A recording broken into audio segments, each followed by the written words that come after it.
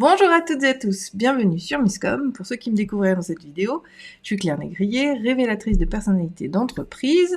Je vous retrouve aujourd'hui sur Misscom pour parler analyse de ces actions de communication. Le principe sur Misscom, c'est de vous apporter des réponses et surtout les bonnes pratiques pour votre communication en tant qu'indépendant.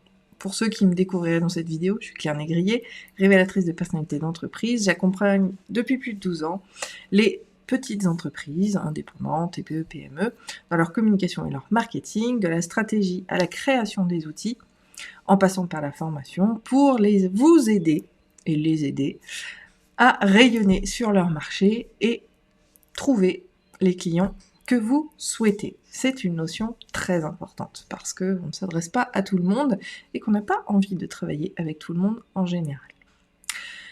Donc, cette semaine sur Misscom, on aborde la notion d'analyse d'action de com. Je sais très bien que c'est pas un sujet sur lequel il y a beaucoup de recherches, sur lequel on a envie de passer du temps. Néanmoins, plus on va le faire, plus la communication sera efficace. Donc aujourd'hui, puisque c'est quand même un sujet qu'on a déjà brièvement abordé sur la chaîne il y a quelques temps, je vous propose de voir le plan d'analyse de ces actions de communication. Donc le plan d'analyse est relativement simple, c'est-à-dire qu'il y aura un certain nombre de critères qui vont être effectivement à analyser vis-à-vis donc des éléments dont on a parlé hier. Donc le premier point, bien sûr, c'est de répertorier la stratégie. On va noter sur une espèce de checklist, voilà, l'objectif qui était concerné par cette action com. Je vous le rappelle, on choisit ces actions sur le plan analyse, cible, message, et on va sélectionner les meilleurs supports qui vont pouvoir répondre à ces trois piliers. Et donc forcément, l'analyse va se baser là-dessus aussi. Objectif, cible, message. On va donc prendre ces trois-là. On va d'abord commencer par l'objectif. Est-ce que celui-ci est atteint? Je vous remettrai, si je l'ai déjà fait, je vais rechercher. Il y a plus de 500 vidéos sur Misscom aujourd'hui. Du coup, pour moi, c'est un peu compliqué de me souvenir de quoi j'ai parlé ou pas.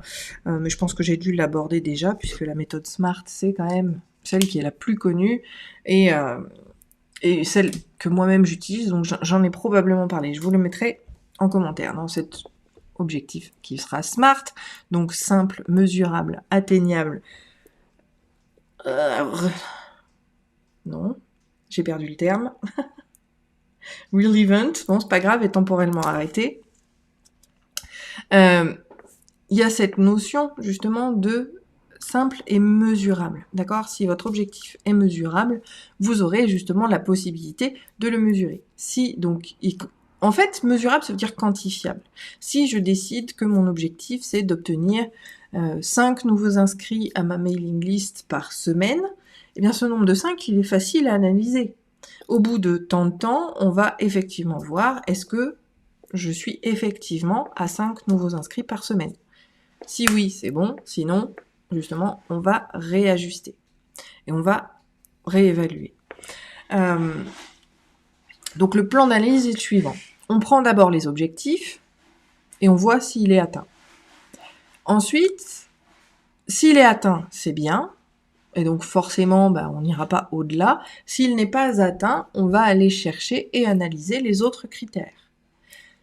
Donc on va pas s'arrêter, sauf si ça donne absolument rien. Là, effectivement, c'est qu'il y a probablement un souci quelque part. Dans le rouage, il va vraiment falloir aller l'identifier. Mais un objectif n'est pas atteint, mais ça peut être, donc je reprends mon exemple de 5 inscrits à sa mailing list, peut-être qu'on en a que 3. Donc ça veut pas dire que l'objectif a donné 0 et qu'il n'y a aucun résultat.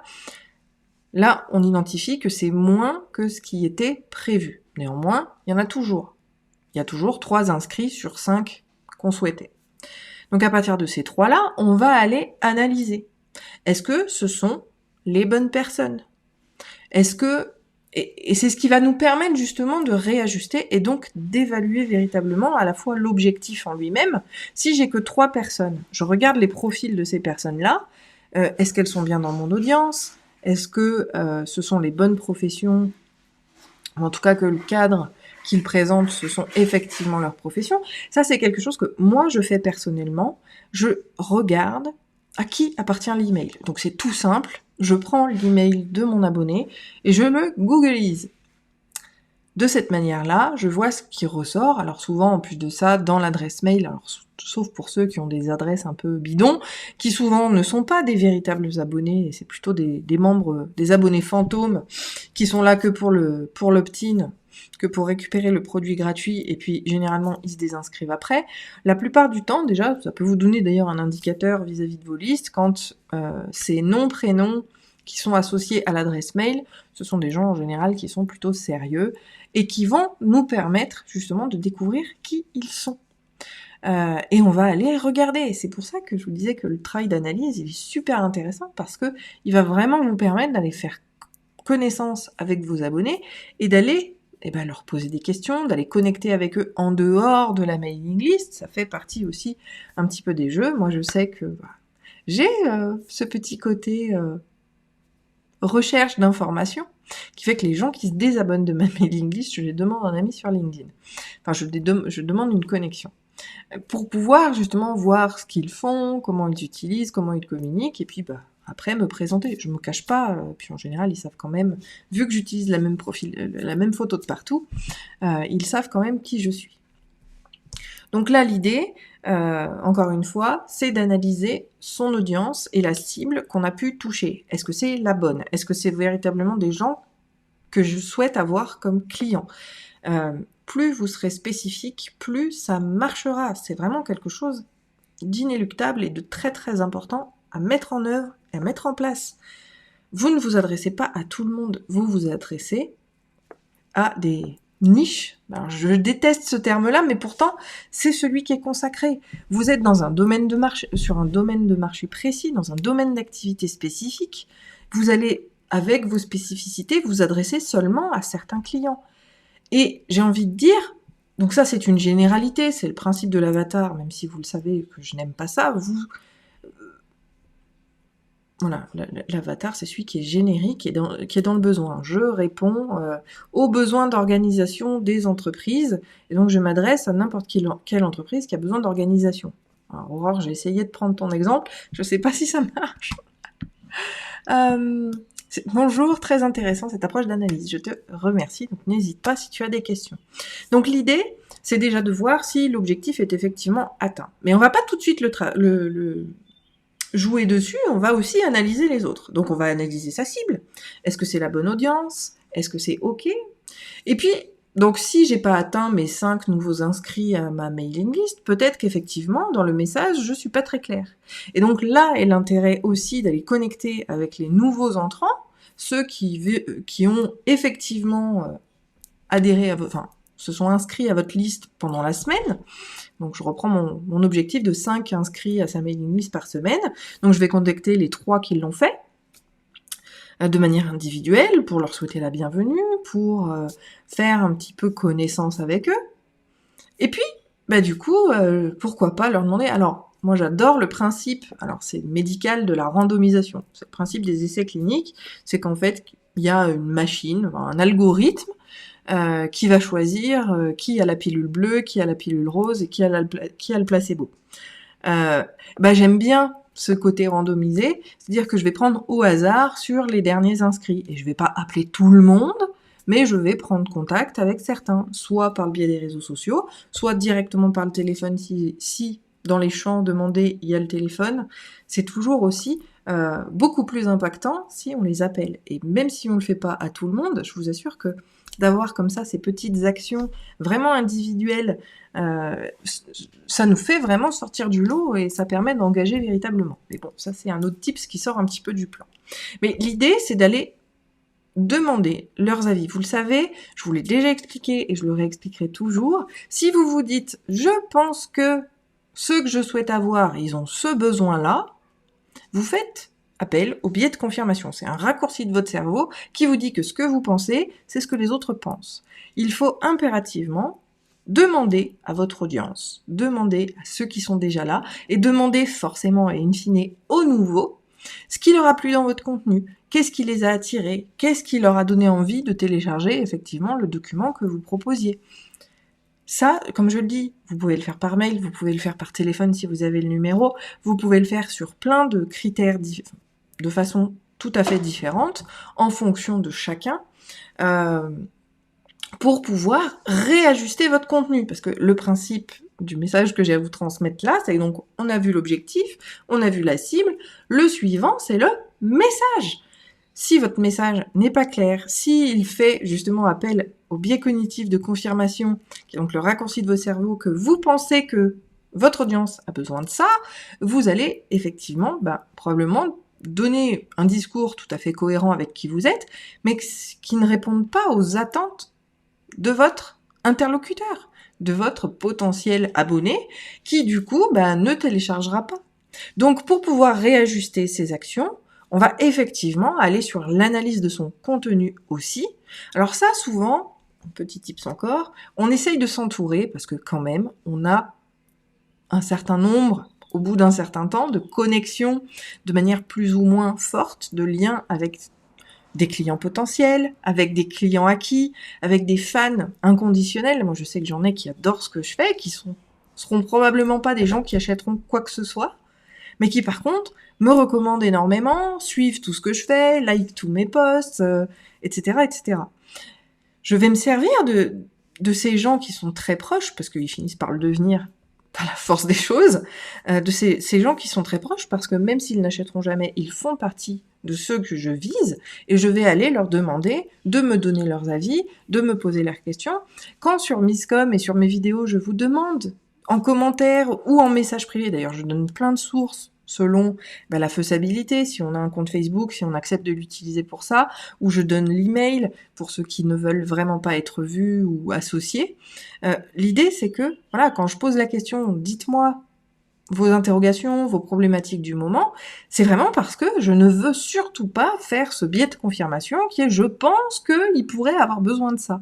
Tant que je ne suis pas au contact direct avec vous pour me dire exactement de quoi, quelles sont vos problématiques, où est-ce que vous butez en ce moment, quelles sont vos questions du moment, eh bien, je ne vais faire que du biais de confirmation, et forcément, dans cet objectif-là, on a peu de retours. C'est le même principe d'ailleurs que pour les produits. Si vous imaginez un produit et vous pensez que la personne peut en avoir besoin, votre rôle va être de créer le besoin. Comme je le dis, il n'y a que Apple qui sait aujourd'hui le faire, véritablement, ce truc-là. C'est-à-dire que tout le monde se précipite sur le dernier iPhone. Alors, j'en fais pas partie, mais ça se voit. Quand ils font la queue, quand ils dorment avec les tentes aux entrées des magasins, je veux dire, c'est QFD. Mais l'idée, c'est qu'en fait, tout va être pareil. Si votre produit, vous le créez parce que vous êtes au contact des gens et parce que vous avez identifié ce besoin-là et que vous l'avez confirmé en leur posant des questions et vous avez eu des réponses effectives, alors il n'y a aucune raison que votre produit ne fonctionne pas. Parce qu'il répond à un réel besoin et pas celui que vous pensez que. J'ai encore fait une bonne digression, mais ça reste important vis-à-vis de votre message de pouvoir prendre la notion de curseur dont je parle depuis quelques semaines maintenant, parce que c'est vraiment ça, la perception de votre audience, elle passe par le message que vous transférez. Et si votre message n'est pas ce que votre audience attend, alors que vous aurez beau avoir une belle page, vous aurez beau avoir un sujet sérieux, un sujet intéressant, si ce n'est pas ce qu'attendent les gens, ils ne chercheront jamais à rejoindre votre communauté, ils ne s'intéresseront pas à ce que vous proposez. Donc l'idée, c'est effectivement d'avoir cette notion d'analyse de messages, d'analyse de curseur. C'est aussi le principe, et tiens ça, il faut que je me le note, parce que ça peut être l'objet d'une émission, d'une thématique sur Misscom, c'est sur l'A/B testing, qui va justement permettre de travailler sur ces curseurs, notamment quand on commence et qu'on n'a pas de communauté. L'A/B testing va pouvoir vous permettre d'analyser véritablement votre contenu pour savoir ce qui va marcher, ce qui va mieux marcher qu'autre chose, parce que c'est pas que ça marche ou que ça marche pas, les nuances sont bien plus diversifiées et nombreuses que le simple noir ou blanc. La palette de gris est toujours immense, vous le savez, donc à vous de trouver ces curseurs-là et de construire ces communautés-là.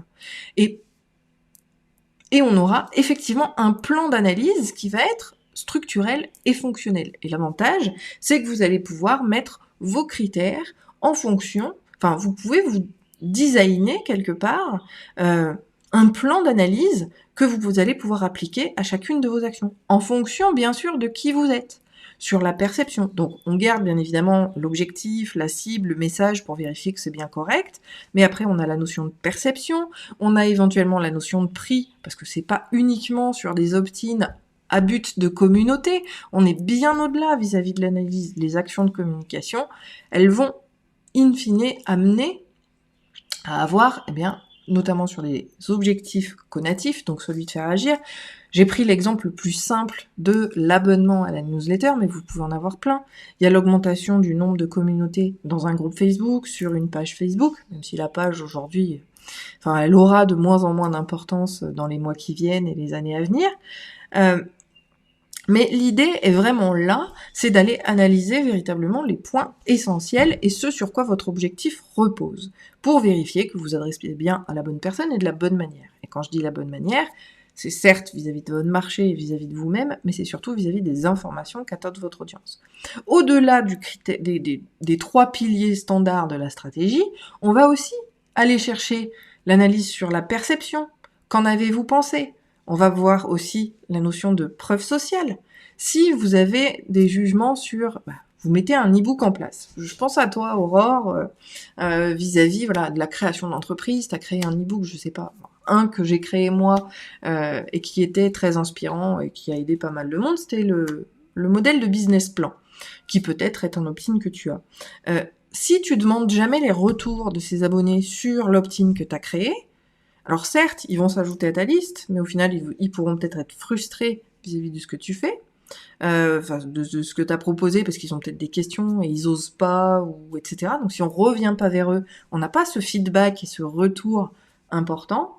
Et il est important aussi, justement, de réajuster, d'afficher l'intérêt que les gens ont pu avoir. La social proof, je vous rappelle, je suis en train de préparer un gros sujet, j'espère qu'une semaine suffira pour pouvoir le traiter, mais c'est un sujet qu'on va aborder sur Misscom dans les semaines qui viennent.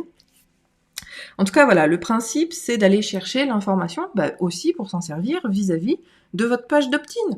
Vous souhaitez rejoindre la communauté, à quoi ça sert de rejoindre la communauté ?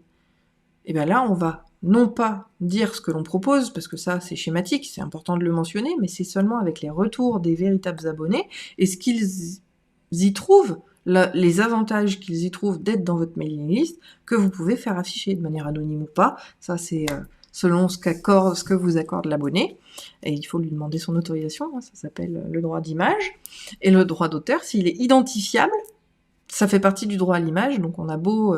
juste faire un screenshot ou quoi, si le nom apparaît alors que la personne n'a pas donné son autorisation, vous êtes en tort. Bon, je fais plein de digressions, mais c'est des éléments, en tant que professionnel de la communication éthique, c'est vraiment quelque chose qui m'importe beaucoup. C'est important que je le dise. Ne partagez jamais l'opinion ou les témoignages de gens auxquels vous n'avez pas demandé l'autorisation de les afficher à tel endroit.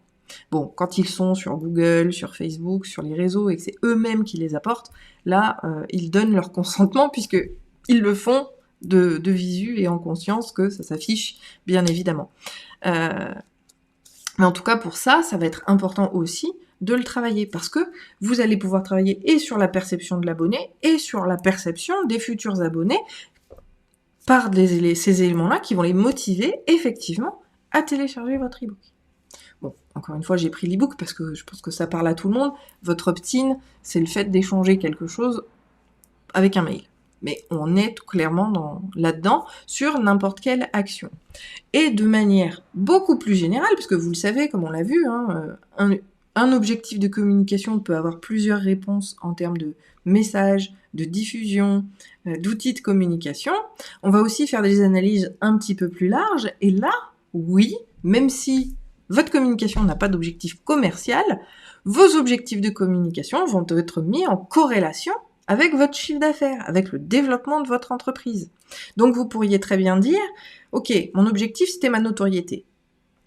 La notoriété peut se travailler à travers la chaîne YouTube, à travers des e-books également, à travers la mailing list. Forcément, si vous avez plus d'abonnés à votre mailing list, c'est que quand même votre nom circule davantage. Mais il faut quand même corréler les deux avec votre chiffre d'affaires. Normalement, si vous développez votre notoriété, vous devriez avoir davantage de clients. Alors certes, il y a le tunnel de confiance à mettre en œuvre et à dérouler pour pouvoir faire cette analyse-là. C'est pour ça que je vous conseille pas de la faire mensuellement, trimestriellement, non. L'analyse sur la corrélation entre vos actions de com et votre chiffre d'affaires, faites-le en fin d'année, ou en tout cas annuellement. Vous prenez date à date pour vérifier qu'effectivement, il y a bien un développement de votre chiffre d'affaires en fonction des actions de communication que vous faites. Mais on ne le fera qu'une fois de l'an et de temps en temps, parce que de toute façon, et de manière générale, vos actions de com, elles n'ont pas du tout la même durée de vie. Une plaquette, par exemple, elle peut avoir... la durée de vie d'une plaquette, c'est à peu près 2 ans, mais on peut mettre plus de 2 ans à décider de vous joindre parce que le besoin n'est pas là jusqu'à ces 2 ans-là, et même plus. Donc, justement, c'est ce qu'on verra jeudi sur les applications vis-à-vis de l'analyse de chaque action. L'action d'un email, il est simple, on prend les statistiques mail. Donc on voit qui ouvre, qui n'ouvre pas, la proportion de gens qui ouvrent ces mails, les mails par rapport à ceux qui les ouvrent pas, combien d'eux cliquent sur les liens qu'il y a à l'intérieur. Est-ce que je peux le formuler différemment? Est-ce que c'est le contenu qui les intéresse pas? On va aller analyser impérativement tout cela. Et encore une fois, ça se fait par plein de curseurs différents, d'aller demander l'avis. Ça peut être de créer des petits formulaires d'enquête où les gens vont répondre. Alors, ne dépassez jamais 5 questions, sinon vous aurez très peu de retours. Mais voilà, on met 5 questions en place, on les envoie par rapport à ceux qui ont téléchargé un e-book pour revenir sur l'opt-in, mais ça peut être aussi sur les contenus que vous partagez de temps en temps, une fois par trimestre, peu importe, vous envoyez le mail. Vous avez la possibilité avec les automations de sélectionner aléatoirement, 10 personnes à laquelle vous envoyez le lien pour demander l'avis sur la newsletter, et puis la fois d'après, vous dites sélectionner dans la liste, sauf ceux qui étaient sélectionnés précédemment, pour avoir d'autres personnes qui vont pouvoir y répondre. Voilà, par rapport aux analyses, aidez-vous de vos communautés. C'est pas uniquement sur les chiffres que vous pourrez avoir des critères de réajustement pertinents. La pertinence, elle vient vraiment de votre audience et c'est ce qu'il va falloir travailler. Donc, au niveau du plan d'analyse, on reprend les 3 critères principaux, objectif, cible, message, et après, on digresse. On rajoute la perception, on rajoute la compréhension, même si la compréhension, en général, elle est quand même corrélée avec l'objectif. Encore une fois, si je recherche 5 personnes à ma mailing list supplémentaire, ou 5 personnes dans mon groupe Facebook, on va essayer de changer un peu d'exemple, peut-être que le message n'est pas clair, peut-être que les curseurs de création du groupe Facebook ne sont pas les meilleurs par rapport aux algorithmes, parce que là aussi, en social media, maintenant, il y a des stratégies à mettre en œuvre pour pouvoir être davantage proposé et toucher une audience plus spécifique. Donc à vous vraiment de trouver vos spécificités et de trouver les bonnes questions vis-à-vis de votre audience à poser pour améliorer. Soyez toujours dans cette constante recherche d'amélioration, je vous assure que ça embarquera davantage votre communauté, donc l'engagement de celle-ci sera normalement décuplé. Alors pas forcément dans l'immédiat, parce que souvent il faut que les gens ils comprennent ce que vous faites, comment vous le faites. Les interactions, la recherche d'interaction, c'est tellement pas ce qu'on voit en termes de communication. La plupart, c'est inscrivez-vous à ma newsletter. Alors ils parlent de newsletter, mais derrière, on n'a que du mail marketing qui propose que des produits. La newsletter, je vous rappelle, c'est comme le journal, la PQR, presse quotidienne régionale, qu'on achète chez son buraliste, ou celle qu'on reçoit, la PQ... la presse, PQR, presse quotidienne régionale, c'est ça, donc c'est le journal que vous recevez quotidiennement. Voilà, vous vous êtes inscrit, vous êtes abonné pour le recevoir tous les jours, ou alors vous allez l'acheter tous les jours, mais l'idée c'est que voilà, il y a cette régularité-là, et on sait exactement ce qu'on va trouver, dans quel ordre, etc. Donc à vous aussi de présenter les choses pour vraiment donner l'information sur ce que les gens vont avoir derrière. Et si vous mentionnez, allez, petit tips, et ce sera le dernier, puisque je pense qu'on est déjà bien assez long pour aujourd'hui, si vous mentionnez dans l'inscription, dans votre opt-in, que ça ajoute à la mailing list générale et que sur cette mailing list, les gens vont recevoir telle chose, telle information, telle enquête, à telle régularité, vous posez le cadre et forcément vous aurez davantage de retours de leur part parce qu'ils savent à quoi s'attendre quand c'est le cas et quand c'est mentionné. Voilà un petit peu sur le plan d'analyse de ces actions de communication. Après, je vous dis, c'est très difficile de vous donner un plan spécifiques. C'est comme les stratégies, c'est comme tous ceux qui vous donnent le plan d'1 an de publication sur les réseaux sociaux. C'est bullshit, parce que c'est uniquement vis-à-vis de vous et vis-à-vis de ce qu'est votre entreprise, de ce qu'elle est OK de partager. On a tous des curseurs uniques. Il n'y a rien d'identique. Donc tous ceux qui vous vendent des méthodes toutes prêtes, ça marche pas. Sauf, parce qu'il faut bien qu'il y ait, c'est jamais tout blanc ou tout noir, vous le savez, sur la stratégie à proprement parler, puisque la stratégie en tant que telle, c'est une map qui va s'appliquer à chaque fois pour tout le monde de la même manière, et après c'est à l'intérieur bien évidemment que ça va changer, et ça reste quelque chose d'unique pour chacun. Sur ce, j'espère que ça vous aura plu. N'hésitez pas à mettre un pouce en l'air à cette vidéo si celle-ci vous a plu. Si vous m'avez découverte à travers cette vidéo, je vous invite à liker la page Facebook si vous êtes sur Facebook, vous abonner à la chaîne YouTube si vous êtes sur YouTube. Dans les deux cas, cliquez sur la petite sonnette pour recevoir les notifications des nouvelles vidéos et de mettre un pouce en l'air ou un cœur à la vidéo du jour. Voilà. Je vous souhaite une très bonne journée, un très bon appétit. On se retrouve jeudi avec peut-être quelque chose d'un peu plus applicatif, où je répondrai bien évidemment à toutes vos questions. Donc là aussi, si vous en avez, vous avez le commentaire, le message privé sur Facebook ou le mail à claire@miscom.fr. On se retrouve jeudi pour la suite. D'ici là, portez-vous bien. Bye.